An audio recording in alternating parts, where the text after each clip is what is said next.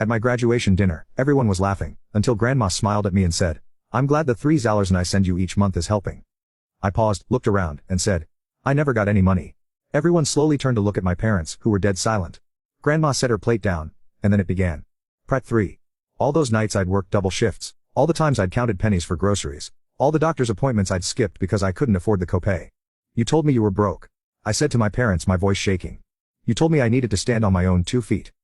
When look how well you've done." Dad attempted weakly. "You've learned responsibility, work ethic." By lying to her. Grandma cut in. By stealing money I sent specifically for her education and expenses. The word, stealing, hung in the air like a thunderclap. "We didn't steal anything," Mom hissed, leaning forward. "We're her parents. We decided what was best." I repeated, feeling tears building. I worked 35 hours a week while taking full course loads. I burnt myself out every semester. I couldn't afford to eat properly or get enough sleep. How was that what was best for me? The Aunt Jessica reached over to put a hand on my arm. "Madison, breathe honey." But I couldn't seem to catch my breath. The restaurant felt too hot, too crowded. "I want to know exactly where that money went," Grandma demanded. "Every penny of it, because it certainly didn't go to Madison."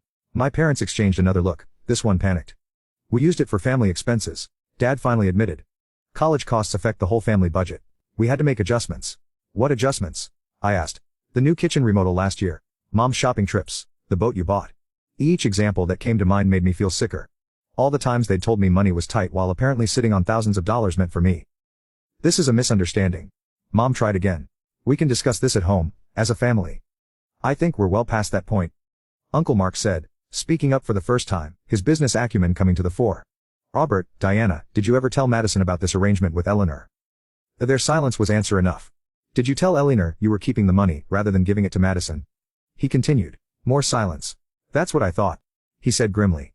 I looked at my grandmother, whose face reflected hurt, betrayal, and growing anger. "Grandma, I had no idea," I said, my voice breaking.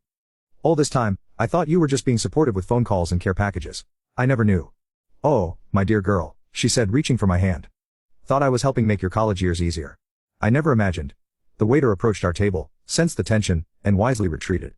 My entire understanding of the past 4 years of my family was crumbling around me. What had begun as a celebration had transformed into a nightmare, and we were only just scratching the surface of my parents' deception. "Perhaps we should take this discussion somewhere more private," Dad suggested, glancing nervously at nearby tables where diners were beginning to notice our tension. "No," I said firmly, surprising myself with my resolve. "I want answers now. I've waited 4 years without even knowing I was waiting." The Grandma Eleanor nodded in agreement. "I've been sending that money every month since August before Madison's freshman year. That's 4 years and 4 months, a total of $156. My head spun at the figure. Even more than I'd calculated. The money was for your education, living expenses, books, healthy food, proper housing, and maybe even a study abroad program." Grandma continued, her voice tight with controlled anger. "I wanted you to focus on your studies without working yourself to exhaustion." And each word felt like a knife. I thought about all the opportunities I'd missed, all the unnecessary suffering. "I never studied abroad because I couldn't afford it," I said quietly. "I lived in a basement apartment that flooded every spring.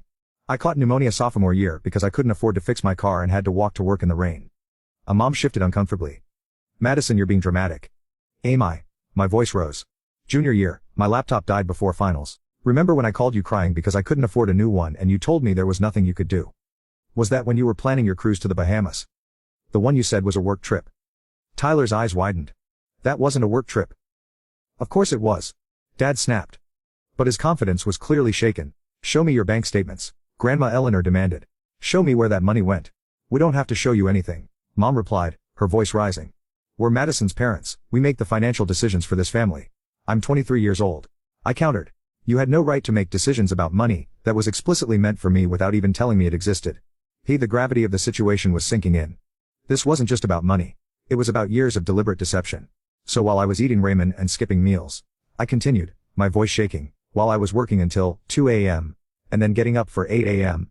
classes, while I was having anxiety attacks about making rent, you had $3 a month that was meant for me." My hands were trembling so badly I had to put them in my lap. The memories came flooding back with new context.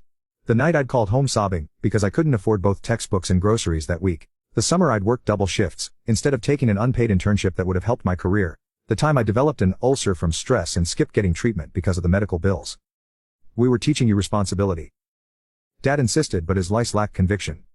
"No," Aunt Jessica interjected. "You were using your daughter as free labor while spending her money.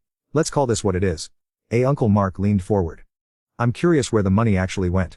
Robert, that's a significant sum to absorb into regular family expenses. Tyler looked shell-shocked.